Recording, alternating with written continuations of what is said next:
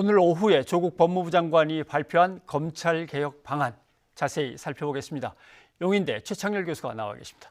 어서 오십시오. 안녕하세요. 예, 반갑습니다. 네. 검찰을 개혁한다고 해서 이제 내놓은 이런저런 이야기들 또는 펼쳐졌던 담론들을 간추리자면 첫째는 조직을 개편하는 문제와 그렇죠. 그리고 막강했던 수사의 어떤 관행들 여기서 빚어진 잘못된 것들을 개선하는 문제. 네. 그다음에 역시 검찰의 권한 너무 비대해져 있으니까 이걸 축소하는 문제 이렇게 돼 있습니다. 오늘 발표한 개혁안을 지금까지 논의된 것들하고 이렇게 비교해 본다면 어떻게 평가하시겠습니까? 최근에 이제 윤석열 검찰총장이 이제 안을 많이 내놨었죠. 예. 특수부 이제 축소하겠다. 그러니까 서울중앙지검 등 3개 곳만 남기고 현재 7개가 있는 걸로 제가 알고 있거든요. 네. 한 40개 이상 됐었는데 많이 축소했던 겁니다. 그렇죠. 그래도 현재 7개 있는 중에서 이제 서울중앙지검 등 3곳만 남기고 이제 폐지한다. 네.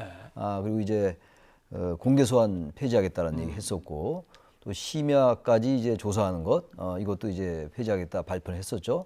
그게 이제 문재인 대통령이 27일 날 지난달 예. 27일 날 그 절제된 검찰권의 행사가 필요하다 이런 말씀을 하셨잖아요. 네. 그 이후에 이제 이런 조치가 나왔고 또 조국 장관도 이것과 관련된 얘기들을 많이 했었죠. 그리고 특히 이제 10월 7일 날 이제 조국 장관도 그랬고 윤석열 검찰총장도 이런 것들에 대한 얘기를 내놨는데 지금 말씀하신 것처럼 핵심은 그겁니다. 특수부를 좀 폐지하는 것 그리고 수사 관행과 이제 방식 이런 것들, 조직 문화 이런 것들을 이제 개선하는 거죠. 이제 조직 문화나 개선, 이 관행 같은 건 지금 말씀하신 심야 시간에 안 하는 거라든지 예. 공개 소환 폐지하는 거, 이른바 이제 포토라인에 세우는 거 이런 부분도 이제 폐지하는 거고요. 또 하나 문제가 역시 중요한 게 수사권과 기소권의 분리 문제인 것 같아요. 예.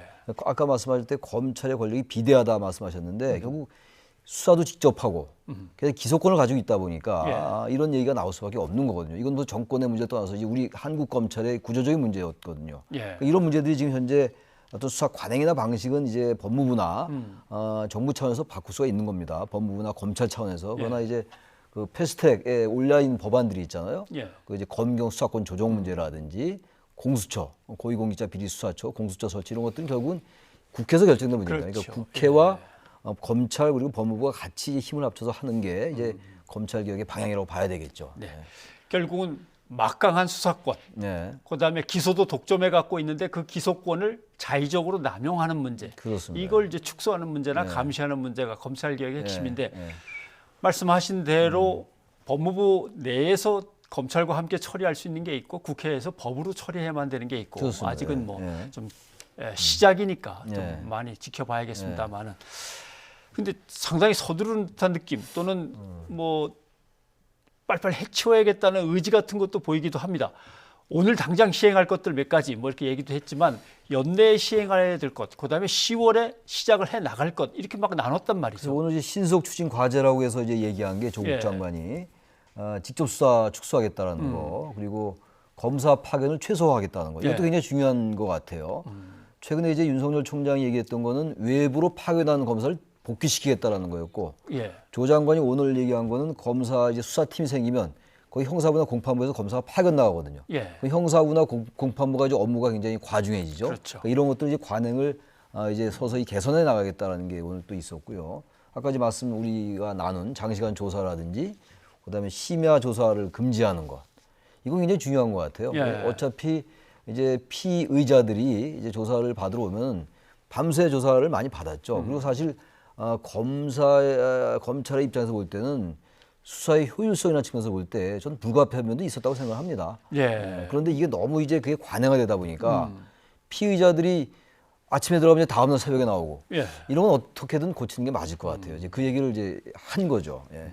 그다음 여러분 인권론에서 따지자면 예. 검사 앞에 불려나가서 여러분 8시간을 넘어 10시간, 12시간, 그렇습니다. 15시간 이렇게 신문을 받는다는 건 참 엄청난 압박인데 그렇겠죠. 그러다 보면 이제 모르겠다 포기하는 경우도 생길 수도 네, 있고 그것 그렇습니다. 자체가 인권 침해이기도 하고 그럴 수 있습니다. 네.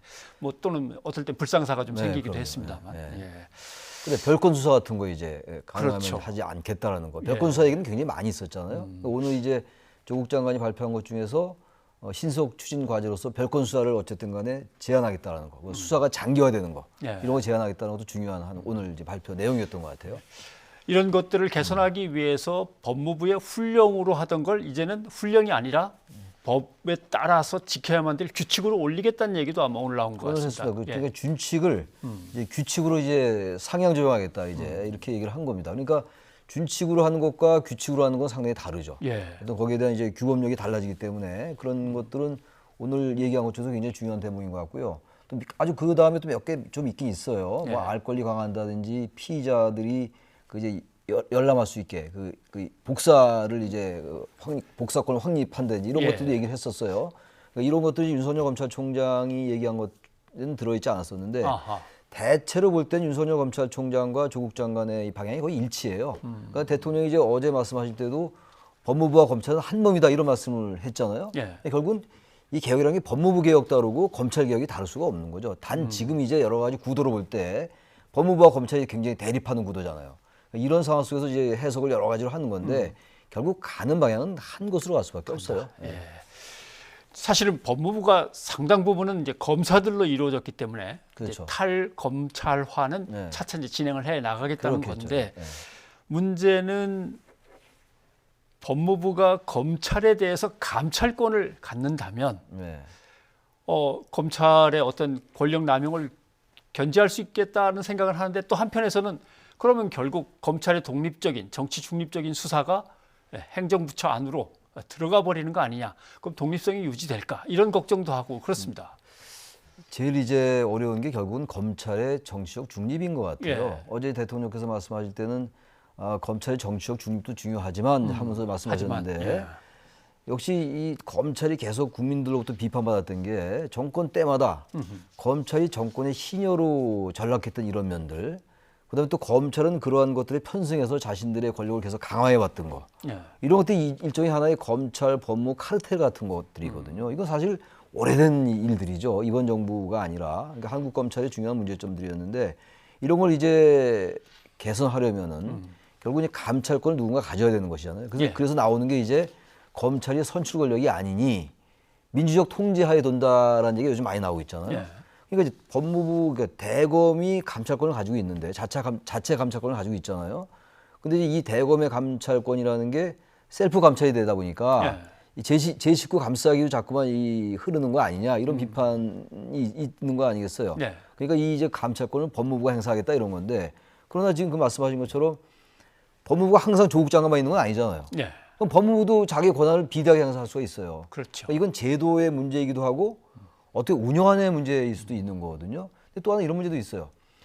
검찰총장에게 감찰권을 완전히 송두리째 뺏어버리면 지금 예. 그런 것까지는 아닌 것 같긴 한데 네. 그럼 뭘로 지휘를 합니까? 또?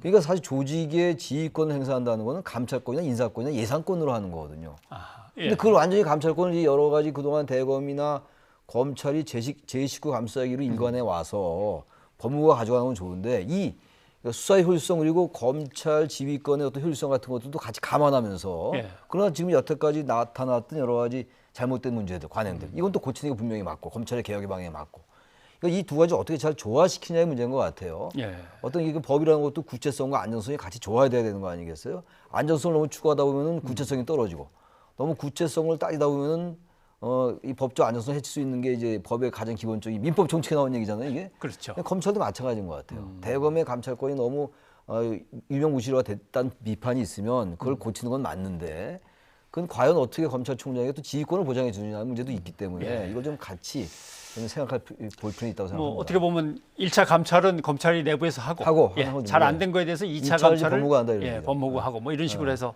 조화를 이루어가는 거죠. 가겠죠. 네. 근데 이제 특수부를 줄이는 게 목적이냐, 검찰의 특수 수사 자체를 줄이는 게 목적이냐 이런 문제가 있는 것 같습니다.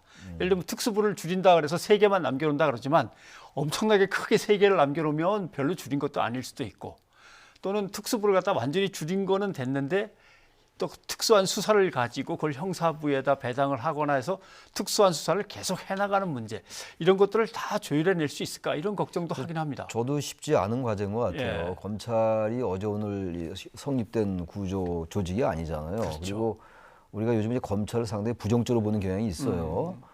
검찰이 비판을 받을 일을 너무 많이 했죠. 무슨 벤치 검사니 무슨 검사니 너무너무 많잖아요. 예, 뭐 그렇게 했죠. 그래서 어쨌든 이 뭔가를 고치는 건 맞고 제가 생각하기엔 대한민국 국민 중에서 검찰 개혁에 대해서 동의하지 않는 국민은 한 분도 안 계실 것 같아요. 예. 근데 문제는 검찰 개혁의 방향 아니겠어요? 그러니까 지금 말씀하신 특수부를 축소하는 건 큰 방향이 맞는 거죠. 예.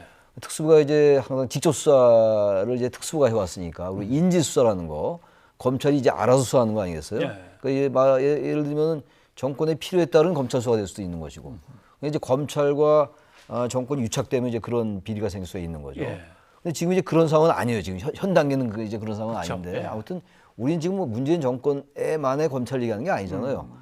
조국 장관 얘기하는 것처럼 되돌릴 수 없는 검찰 개혁을 얘기하는 거 아니겠어요? 정권이 예. 바뀌더라도 되돌릴 수 없는 검찰 개혁. 알겠습니다. 그렇다면 어쨌든 특수부를 수사를 축소하는 건 맞는데 그럼 이제 이게 어떤 이제 금융범죄나 예. 경제범죄는 어떻게 할 것인가? 그럼 경찰에게만 맡길 것인가? 아니면 예. 공수처에게 맡길 것인가? 이런 문제가 남아 있는 거죠. 예.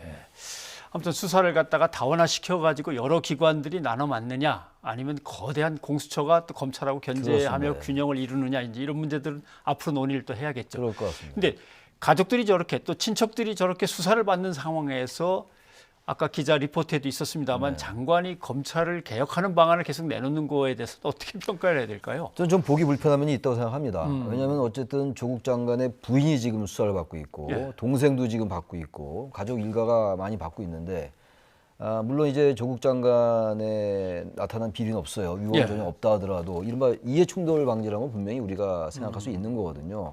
그러니까 검찰 수사의 방향이 맞다 하더라도 지금 한 달 됐다고 조국 장관도 얘기하지 않았습니까? 예. 한 달 됐어요. 이제 9월 9일 날 임명됐으니까 오늘 10월 8일 아닙니까? 예. 그러니까 그런 면들은 조금 이제 정교하게 살필 필요가 있을 것 같아요. 말하자면 국민권익위에서도 이해충돌의 우려가 있다 이런 얘기를 했었거든요. 네.